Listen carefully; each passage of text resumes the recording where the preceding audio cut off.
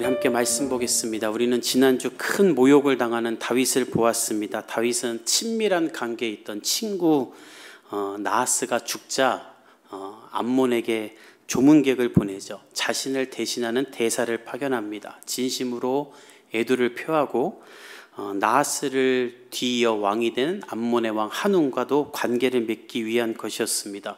암몬에게는 아주 영광스러운 일이죠. 주변 국가를 모두 평정한 가장 강력한 왕 다윗이 조문을 보내니 얼마나 기쁜 일입니까? 여러분들도 이렇게 장례식 가보면, 저는 이렇게 목회자다 보니까 장례식을 자주 가거든요. 근데 가면 가장 유명하고 권위 있는 사람의 조화를 장례식장 안에 화환 옆에 화환을 딱 두죠. 다른 화환은 다 복도에 두고 가장 이렇게 권위 있는 사람의 화환은 그 안에다 놔요. 저도 외할머니 돌아가셨을 때 어디서 온 건지 모르겠는데 국회의원 한 분과 국정원장의 조화가 저희 외할머니 그 장례식장에 왔어요.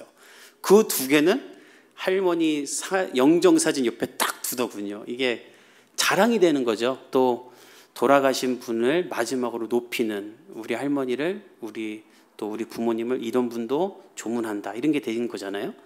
다윗이 조문객을 보냈다? 이건 암몬에게 영광스러운 일입니다.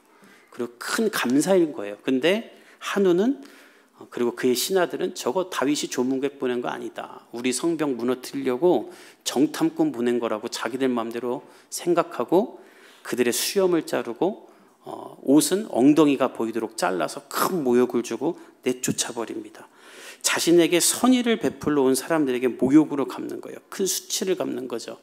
안타까운 것은 이런 일이 우리 일상에 참 많습니다. 오죽하면 박명수라는 개그맨이 이런 말을 했어요. 가는 말이 고우면 얕본다. 3번 참으면 호구된다. 헌신하면 헌식장 된다. 이게 웃자고 한 말인데 거의 10년이 지났는데 박명수 어록이라고 해갖고 젊은이들 사이에서 이게 많이 지금도 화제가 된답니다. 이 동감이 되는 거죠. 선의를 베푼데 또 선의를 많이 받으면 권리인 줄 안다, 이런 말까지 있죠. 사람들이 이 착함을, 선함을 오히려 더 악행으로 받는 거예요. 그래서 사람들이 날이 갈수록 싸나워지죠. 사단이 그렇게 만드는 겁니다. 이 죄악된 세상 가운데. 다윗도 그런 수치를 경험해요. 그리고 나서 오늘의 일이 일어나는데 우리 6절과 7절을 읽어봅시다. 시작. 암몬 자손들이 자기들이 다윗에게 미움이 된 줄 알고 암몬 자손들이 사람을 보내 베으롯 아람 사람과 소바 아람 사람의 보병 2만 명과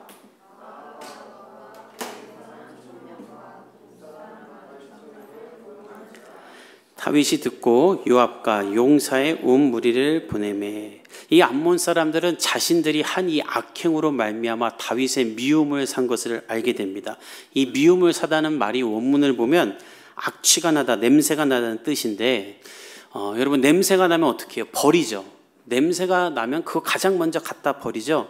다윗이 우리를 버린 줄 알았다는 말이에요. 이게 당연하죠. 장례식에 부조금 두둑히 넣어서 사람을 보냈는데 그 사람에게 찬물 끼얹고 모욕을 주면 그 원수지간 되는 거 아니겠습니까? 자신들도 큰 실수를 한 걸 안 거예요. 그래서 야, 이러다가 이제 전쟁하겠다, 이 생각까지 가서 어떻게 하냐면, 우리와 다윗과 싸우면 우리가 이길 방법이 없으니 우리 용병을 사자. 그래서 6절에 보면 거기 있는 사람들은 다 아람 지방의 사람들인데 지금의 시리아 남쪽에 있는 군사 3만 3천 명을 고용을 합니다. 전쟁을 준비하는 거죠. 참으로 안타까운 건 이 한운과 모압 사람들은 다윗의 신하들을 모욕한 것보다 지금 더 어리석은 일을 하는 거예요. 오늘 본문을 보세요. 다윗이 그 모욕과 수치를 당하고 군사를 일으키지 않습니다. 아마도 다윗은 이게 지금 무슨 일인지 알아보고 있었던 것 같아요.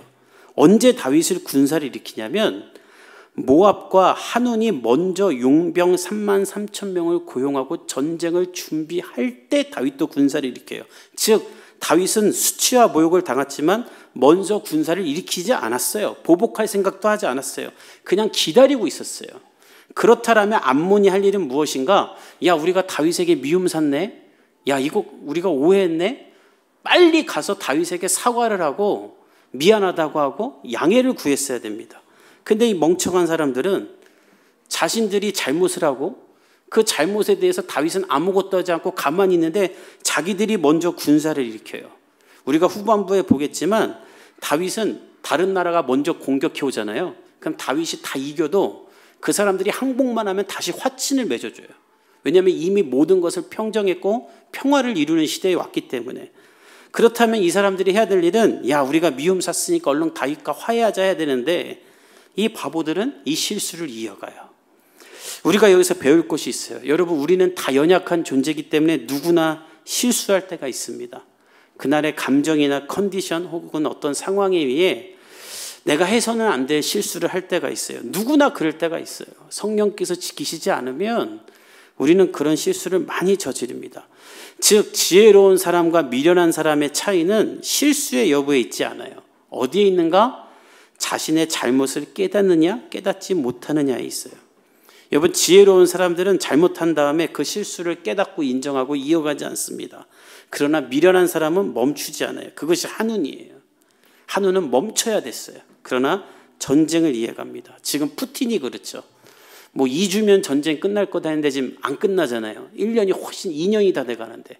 그리고 2달 전인가요? 이제 군사가 부족하니까 65세 이하까지, 65세까지는 다 군대로 오라고 짐짐령을 냈어요. 미련한 짓을 이어가는 거죠. 사랑하는 성도 여러분, 저나 여러분도 이럴 수 있습니다. 여러분, 착각하지 마십시오. 우리는 다 연약해요. 다 멍청한 짓을 할 수 있어요. 나도 모르는 사이에 실수를 저지를 수 있어요. 다만 우리가 미련한 사람이 되지 않기 위해서는, 지혜로운 사람이 되기 위해서는 이 실수를 끊고 하나님 앞에 돌아설 수 있도록 매일매일 하나님 앞에 나를 점검해야 되는 거예요. 그래서 잠언 12장 15절에는 이렇게 말합니다. 미련한 자는 자기 행위를 바른 줄로 여기나 지혜로운 자는 권고를 듣느니라. 미련한 자와 지혜로운 자의 차이는 실수를 하고 안 하고의 차이가 아니라, 미련한 자는 권고를 듣지 않고 지혜로운 자는 권고를 듣는다는 거예요. 저는 저와 여러분이 날마다 하나님 앞에 나아가 주의 권고를 들을 수 있기를 예수님의 이름으로 축복합니다. 그것이 한운이 되지 않는 유일한 길이에요. 매일매일 저녁마다 하나님, 내가 계획하고 오늘 하려고 했던 일, 제가 오늘 누군가를 만나서 얻은 이 정보, 내가 오늘 열심히 산 오늘의 삶이 하나님 안에서 제가 올바로 산 삶입니까? 아니면 내가 옳은 줄 알고 미련하게 산 삶입니까? 하나님 앞에 물어보고 점검해야 돼요. 그것이 지혜로운 자가 되느냐 미련한 자가 되느냐, 이것의 마지막 갈림길에 서는 것입니다. 저와 여러분이 모두 지혜로운 자가 될 수 있기를 예수님의 이름으로 축복합니다. 그러면 후회 없는 인생 살 수 있는 거예요. 제가 최근에 제가 이제 SNS를 다 지웠거든요. 핸드폰에. 유튜브도 쓸데없는 걸 끊어야겠다라고 생각하고. 근데 제가 최근에 마지막으로 많이 봤던 글이 뭐냐면, 요즘 유행하는 것 같아요. 죽기 전에 가장 많이 후회하는 건 10가지, 뭐 이런 글들이 많이 올라오더군요. 사람들이 죽으면서 정말 후회를 많이 하나 봐요. 그런 영상도 많이 만들어져요. 근데 여러분, 예수 믿는 사람의 특징은 죽을 때 후회하며 죽지 않습니다. 한번 성경에 보세요. 하나님의 사람들이 죽을 때 후회하면서 죽지 않아요. 찬란하게 하나님께 영광 돌리며 죽습니다. 왜 예수 믿는 사람들은 죽을 때 후회하지 않는가? 그 이유는 하나예요. 이미 한번 죽어봤기 때문이에요. 예수 그리스도의 구원의 은혜 앞에 나는 죄로 죽을 수밖에 없는 존재임을 고백하고 거듭남, 죽었다 다시 살아남을 이미 한번 경험했기 때문이고, 그 은혜로 말미암아 매일매일 하나님 앞에 나아가 나의 죄를 자복하며 회개하며 하나님 앞에 나를 돌아서며 인생을 살았고, 그리고 이제 그 마지막으로 하나님이 죽음 뒤에 주실 천국의 은혜가 있기를 바라보기 때문에 우리는 죽을 때 영광스럽게 죽는 거예요. 그러나 이 구원의 은혜가 없으면 그냥 매일매일 오늘만 살다가 나 그때 그렇게 할 거 하고 후회하고 죽는 거예요. 한운이 그런 삶을 사는 겁니다. 우리 계속해서 8절을 읽어봅시다. 시작. 암몬 자손은 나아서 성문 어귀에 진을 쳤고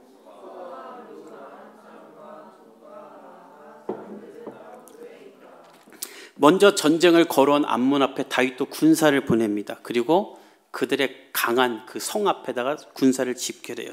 그러자 이 암몬과 아람 군대는 작전을 짜는데, 어떤 작전을 짜냐면, 자, 우리 성벽 앞에는 암몬이 쓰자. 딱 그리고 아람 너희들은 몰래 이스라엘 군대들 뒤에 안 보이게 숨어 있어라 이렇게 작전을 해요. 완전히 에워싸는 거예요. 요압과 이스라엘 백성들은 이런 작전이 있는 줄 모르고 암몬성 앞으로 탁 나아갔다가 자신들이 포위됐다는 것을 깨닫게 됩니다. 아주 앞에는 너무나 견고한 성이 있고 뒤로는 33,000명이 우리를 둘러싸고 있는 거예요. 잠실 야구장이 꽉 차면 3만 명이거든요. 그러니까 그 3만 명이 이들을 둘러싸고 있는 거예요. 이건 완전히 끝난 거예요. 이 전쟁은 이제 진 거예요. 이때의 전쟁은 지금의 전쟁처럼 뭐 총이나 미사일이나 이런 무기가 아니라 무조건 다 육탄전이기 때문에 33,000명이 우리를 둘러싸고 있고 앞에 성벽이 있다는 것은 그냥 이길 가망성이 없다. 그리고 후퇴할 것도 없다는 것을 의미합니다. 100% 진 전쟁이에요. 이스라엘 백성은 여기서 이제 포기했어야 됩니다. 그런데 오늘 한 사람으로 말미암아 이스라엘이 포기하지 않아요. 우리 9절에서 11절을 읽어봅시다. 시작. 요압이 자기와 맞서 앞뒤에 친 적진을 보고 이스라엘의 선발한 자 중에서 또 엄선하여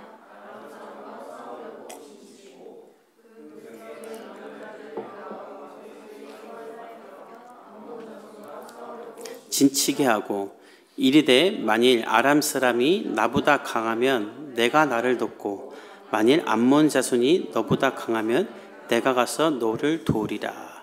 요압은 이 위기 앞에 이 두려움 앞에 한 가지 묘책을 생각해내는데 어떤 말을 하냐면 내가 우리 군사들 중에 지금 이 다윗을 보낸 군사는 최정예 부대거든요. 이 최정예 부대 중에 더 제일 싸우는 사람들을 내가 따로 떼어내겠다. 그리고 나는 이들과 들판에 숨어있는 아람 사람들과 싸우겠다.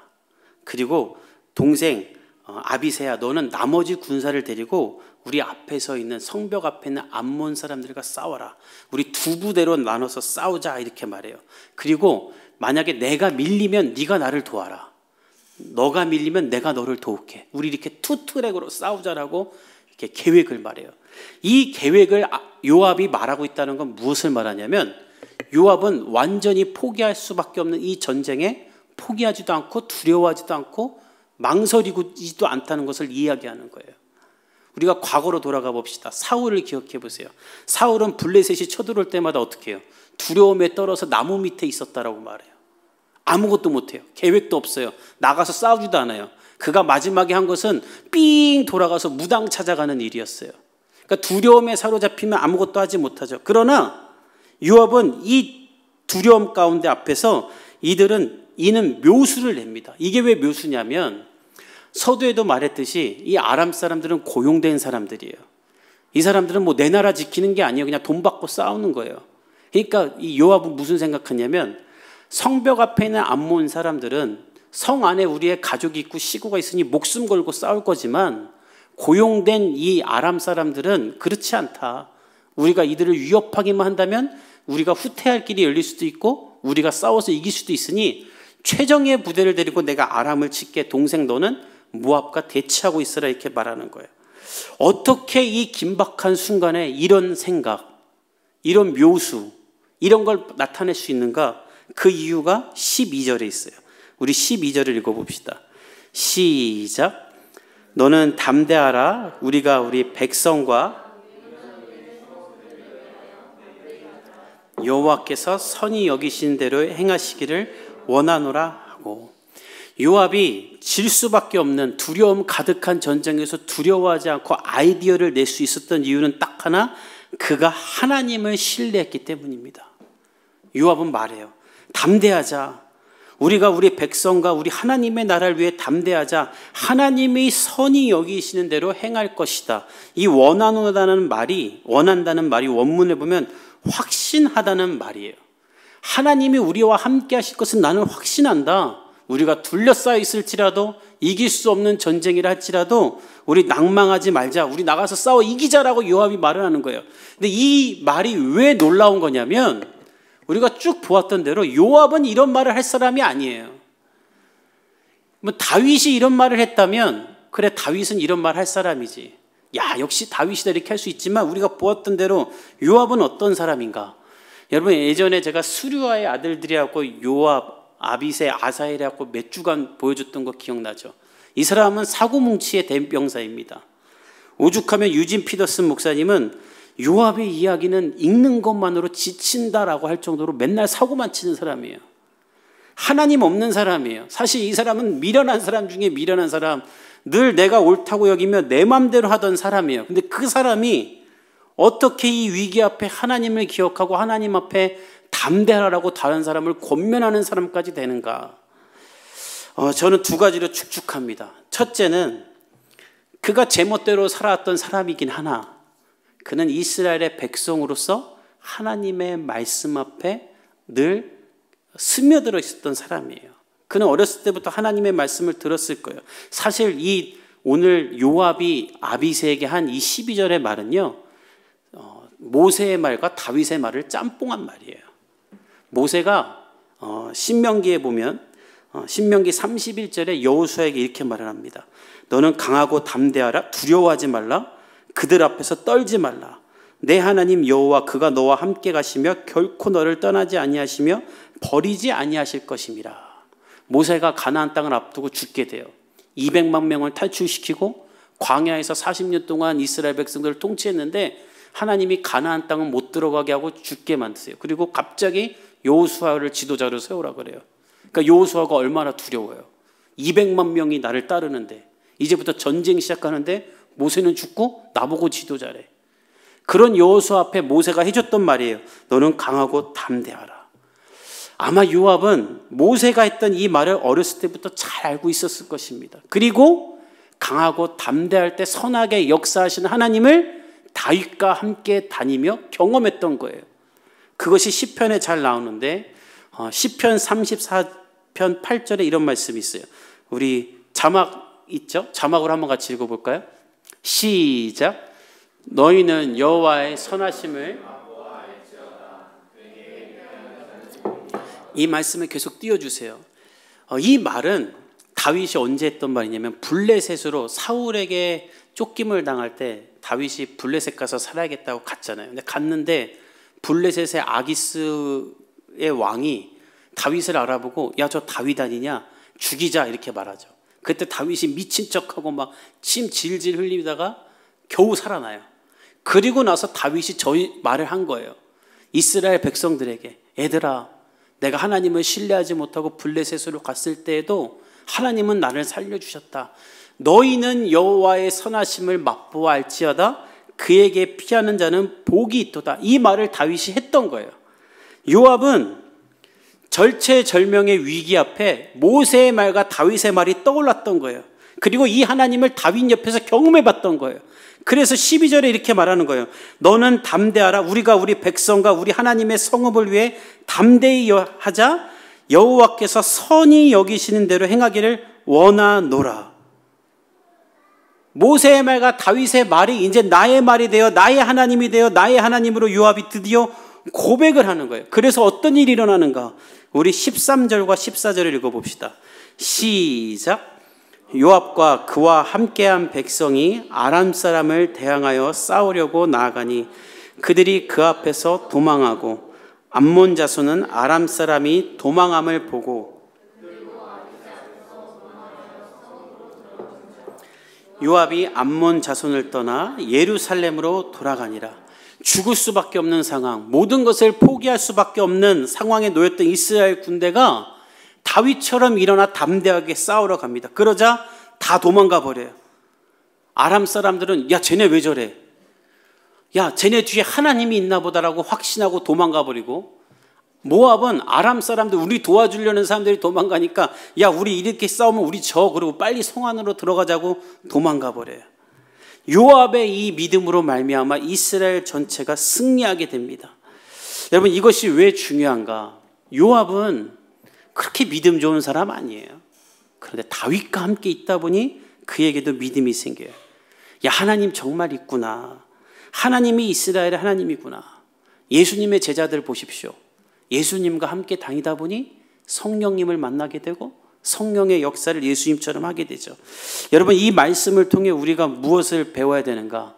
우리가 이렇게 매주일 교회 와서 예배 드릴 때 여러분, 어떤 특별한 역사가 일어나지 않아도, 어떤 기적이 일어나지 않아도 이 예배를 통해 여러분 안에는 하나님의 말씀과 은혜가 스며들고 있는 줄 믿습니다.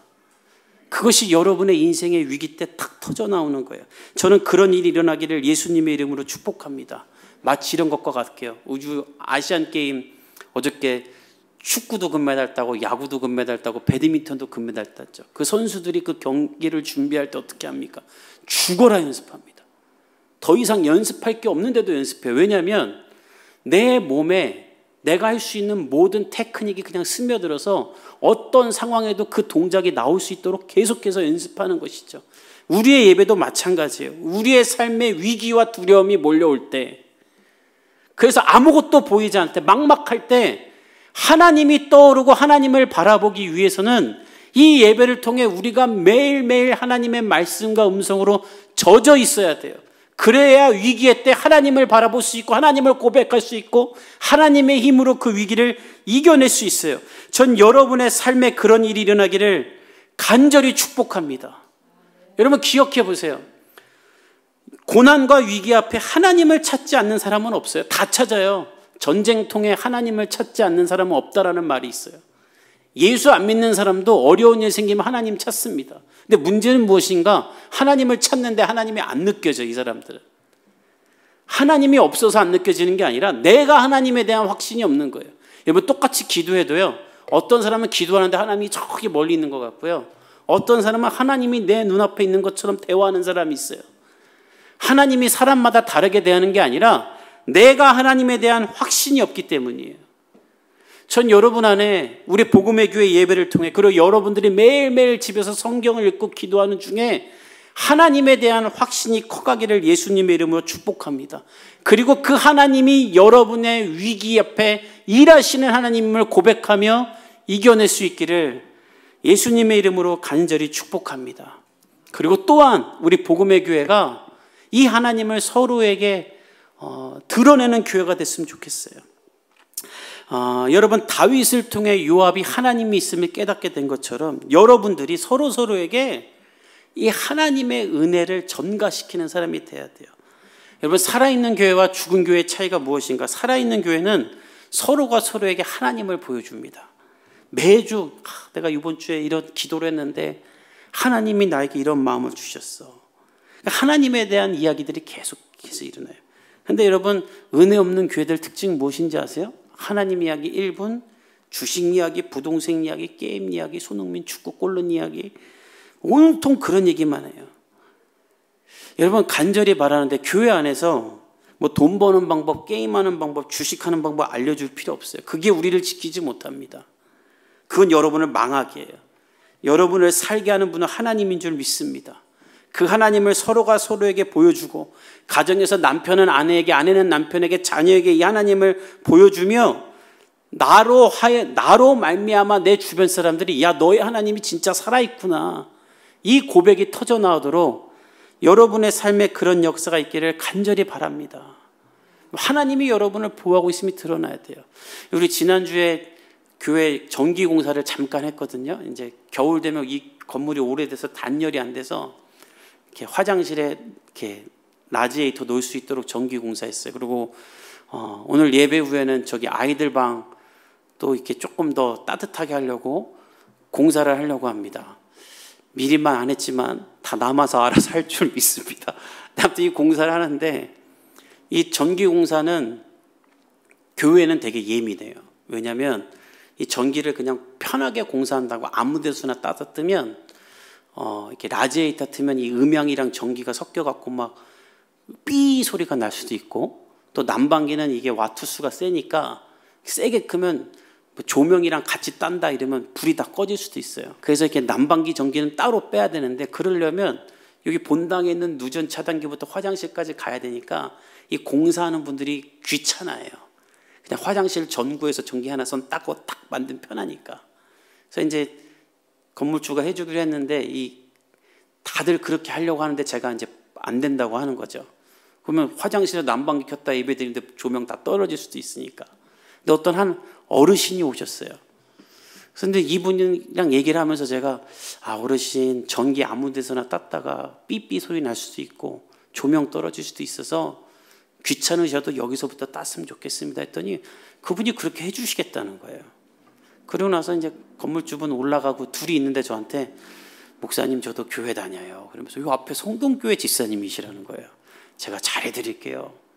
그래서 어떻게 여기다 개척을 했냐고 해서 제가 여기 구의사거리에 저 하이마트가 옛날에 저희 아버지께서 목회하시던 곳입니다 했더니 성도중앙교회요? 이러시는 거예요. 아세요? 그랬더니 제가 그 앞에서 전파사를 15년 했습니다. 그랬더니 그 사모님 잘 계시냐고 해서 그 사모님이 우리 엄마라고 그랬더니 그 엄마 내가 잘한다고. 그리고 그 교회 사람들이 우리 여기 와서 많이들 사줬다고. 얼마나 깔끔하게 공사를 해주셨는지 가보세요. 여자분 화장실 옆에 또 온수기도 이번 주에 설치하려고 그러는데 이번 이런 그냥 온 전기공사 아저씨인데 제가 여러 번 얘기했지만 뭐 복사기 블라인드 다 그런 분들이 알지도 못하는 분들이 와서 우리에게 축복해주고 해주시죠. 여러분의 삶에도 전 이런 일들이 막 일어나기를 원해요. 여러분들이 어떤 도움이 필요할 때, 어떤 것이 필요할 때 상상하지도 못했던 사람들이 나를 도와주고 그것을 통해 하나님의 이름이 나타나는 이런 일들, 그것을 여러분들이 자랑하는 하나님의 사람들이 되기를 예수님의 이름으로 축복합니다. 아멘. 우리 이어서 15절에서 19절 읽어봅시다. 시작. 아람 사람이 자기가 이스라엘 앞에서 패하였음을 보고 다 모임에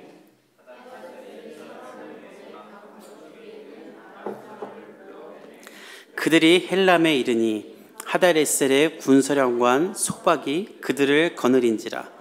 어떤 사람이 다윗에게 알림해 그가 온 이스라엘을 모으고 요단을 건너 헬람에 이름에 아람 사람들이 다윗을 향하여 진을 치고 더불어 싸우더니 아람 사람이 이스라엘 앞에서 도망한지라.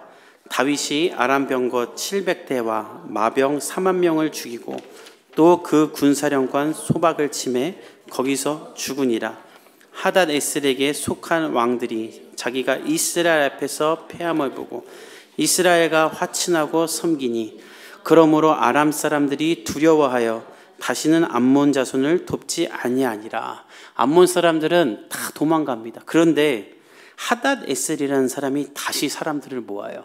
왜 그러냐면 이 하닷에셀은 우리가 8장에서 보았었는데 다윗이 주변 국가를 다 평정하고 있을 때 자기 권세를 드러내고 싶어서 다윗에게 대항했던 사람이에요. 근데 져요. 그래갖고 조공을 바치던 사람인데 그게 싫었나 봐요. 내가 다윗 꺾어버리고 싶다. 이 야망이 있었나 봐요. 그래서 아람 사람들이 모여있다는 걸 듣고 야 모였는데 왜 이렇게 흩어져? 우리가 다윗 치면 될 거 아니냐고 군사를 이끌고 다윗에게 나가요. 근데 이 말을 다윗이 듣습니다. 그리고 다윗은 그들과 전쟁을 하는데 병거 700대와 마병 4만 명을 죽이고 군사령관 소박도 죽여요. 그러자 하닷에셀은 그제서야 정신 차리고 항복할게요. 그거 다시 사이좋게 지냅시다요. 근데 다윗이 보면 그 말을 들어주고 화친을 맺어줍니다. 그러니까 이것은 무엇을 말하냐면 다윗은 지금 전쟁의 시대를 열 생각이 없어요. 그는 하나님의 은혜와 평강과 하나님을 전하고 싶은 사람이에요. 그리고 다만 하나님의 영광을 높이기만 합니다. 여러분 하나님을 믿을 때 이런 고난과 어려움은 반복해서 찾아옵니다.